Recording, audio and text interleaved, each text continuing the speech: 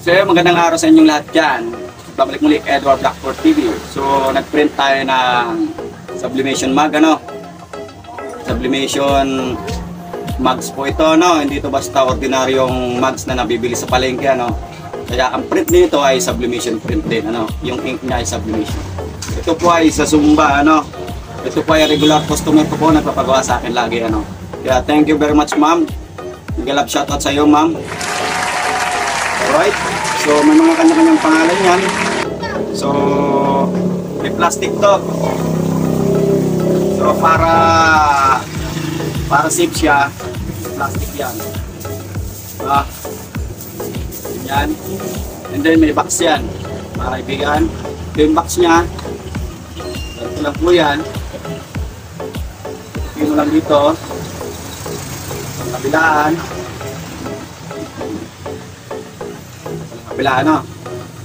Kapag mo dito sa kabila, then tiklop to, then itong nasa itong huli, pinaka parang female niya, male, pasok mo lang dito yan sa pinakaloob.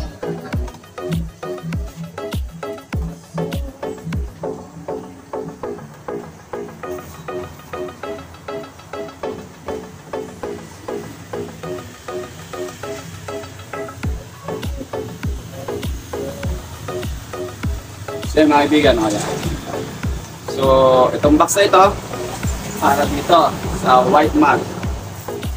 Alright, ikikip mo ganyan.